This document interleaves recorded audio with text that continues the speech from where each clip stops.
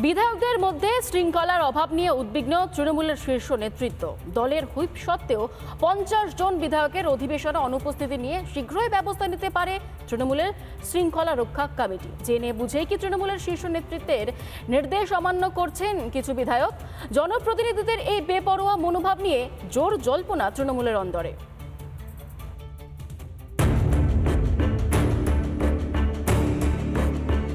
শৃঙ্খলার অভাব নাকি মমতার কর্তৃত্ব অস্বীকার? দলের হুইপকে পাত্তা না দিয়ে বিধানসভায় অনুপস্থিত থাকছেন তৃণমূল বিধায়করা, আর সংখ্যাটাও নেহাত কম না। পরিস্থিতি এমন পর্যায়ে পৌঁছেছে যে আসরে নামতে হচ্ছে তৃণমূলের শৃঙ্খলা রক্ষা কমিটিকেও। এবারও বিধানসভা চলাকালীন 50 জন বিধায়ক তারা অনুপস্থিত থাকলেন। দলের শৃঙ্খলা রক্ষা কমিটি মুখ্য সচেতকের সাথে কথা বলে এই 50 জনের তালিকা তৈরি করা হচ্ছে, তারপরেই দল করা ব্যবস্থা নিচ্ছে। বাজেট অধিবেশনের শেষ দুদিন জারি হয়েছিল হুইপ। সূত্রের খবর, বিধানসভায় উপস্থিত থাকার করার নির্দেশও ছিল দলের তরফে। দেওয়া হয়েছিল বিধায়ক পদ খারিজের হুঁশিয়ারিও। তারপরও 50 বিধায়ক বিধানসভায় আসেননি। এরপরই নড়ে চড়ে বসে তৃণমূলের শৃঙ্খলা রক্ষা কমিটি। মুখ্য সচেতক নির্মল ঘোষের সঙ্গে কথা পরিষদীয় মন্ত্রী শোভনদেব চ্যাটার্জির। খতিয়ে দেখা হচ্ছে বিধায়কদের হাজিরা খাতাও। তৃণমূল বিধায়কদের অনেকেই অধিবেশনে নিয়মিত নন, অনেকে আবার এসে রেজিস্ট্রারে সই করেই চলে যান। সম্প্রতি এমনই অভিযোগ উঠছে বিধানসভায়, যা নিয়ে অনেকটা বিব্রত তৃণমূলের শীর্ষ নেতৃত্ব। এই তথ্য উঠে আসার পরে হুইপ জারি করা হয়েছিল বলে সূত্রের খবর। এবার আমাদের যে বিধায়করা যারা যাচ্ছেন না, বা দলের হুইপ যদি কেউ অমান্য করেন, দেখুন দলের ওপরে তো আমরা কেউ নেই। দলের ওপরে এমপি হোক, এমএলএ হোক, কেউ দলের উপরে না। আর যদি দলের কেউ শৃঙ্খলা ভঙ্গ করে এবং হুইপ জারি করা সত্ত্বেও যারা যাচ্ছে না, তারা কেন যাচ্ছে না, তাদের অবশ্যই কারণ দর্শানোর জন্য দলীয় নেতৃত্ব যে সিদ্ধান্ত নেবে সেটা সকলকেই মেনে নিতে হবে।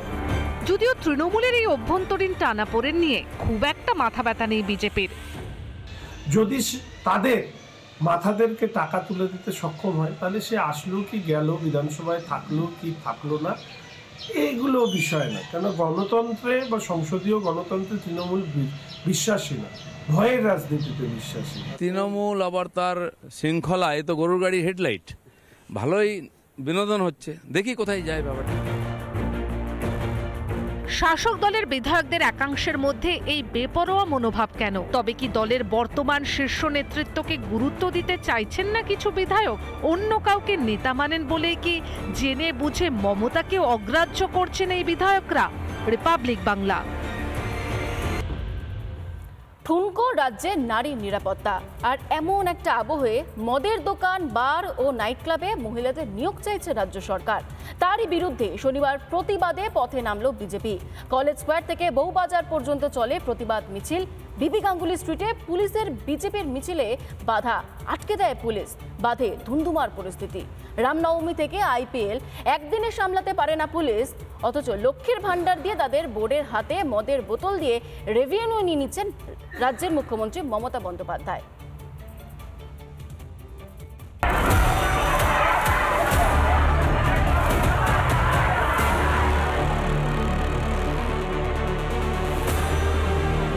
হাসপাতালে কর্মরত চিকিৎসককে যেখানে ধর্ষণ করে খুন হতে হয়, সে রাজ্যে পানশালা কিংবা বারে রাতের বেলায় মহিলারা সুরক্ষিত তো?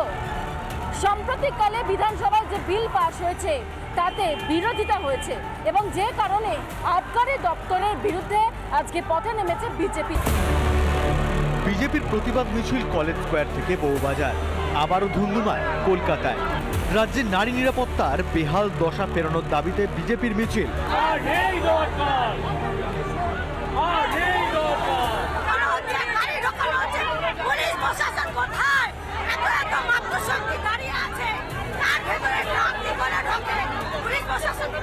ট্রাম লাইনে যে এখান থেকে যেখানে একটু আগে এই যে ট্রাম আসছিল এসপ্ল্যানেড থেকে শ্যামবাজারের উদ্দেশ্যে, এবং সেই ট্রামকে আটকে দেওয়া হয়।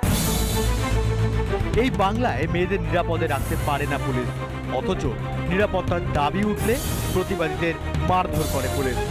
বিভিন্ন স্লোগান দাবি তুলে মিছিল এগোতেই পুলিশের আসল চেহারা বেরিয়ে পড়ে। মিছিল আটকাতে দেখা যায় পুলিশের অতি সক্রিয়তা। মিছিল আটকাতে মোতায়েন বিশাল পুলিশ বাহিনী। পুলিশকে ঠেলে মিছিলের পথ তৈরি করেছে বিজেপি। 5 থেকে 6 মাসের বাচ্চাকে উঠিয়ে নিয়ে গিয়ে ধর্ষণ করা হয়, কোথাও কোনো সিসিটিভি ক্যামেরা কাজ করে না, সেখানে কিভাবে মানে টাকা রোজগার করার জন্য শুধু আজকে ঠেলে দেওয়া হচ্ছে মহিলাদেরকে এই বারে। একদিকে রাজ্য সরকারের মহিলাদের প্রতি উদাসীনতা, কিন্তু অন্যদিকে মেয়েদের মায়েদের মদের থেকে বসাতে চায় রাজ্য। কর্মস্থলে খুন ও ধর্ষণের মতো ঘটনা ঘটে।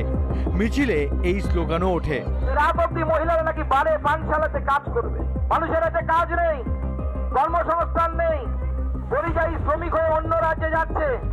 সেই পরিযায়ী শ্রমিকরা অন্য রাজ্যে গিয়ে যখন কাজ করছে, তারা যখন কাজ পাবে না, তখন মাননীয় মুখ্যমন্ত্রী সেই পরিবারের লোকদের বাধ্য হবে তার পরিবারের মেয়েকে বাড়ে গিয়ে কাজ করার জন্য।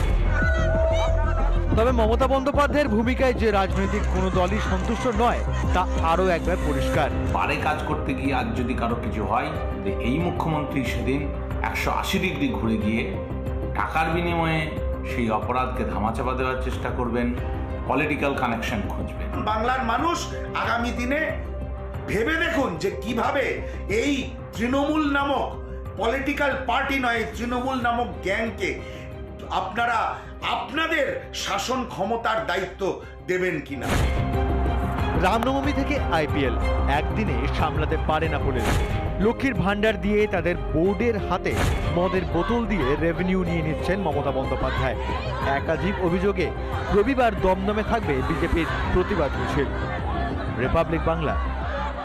নানা ধরনের কন্টেন্ট দেখার জন্য লাইক করুন, শেয়ার করুন আমাদের ফেসবুক পেজ, সাবস্ক্রাইব করুন আমাদের ইউটিউব চ্যানেল।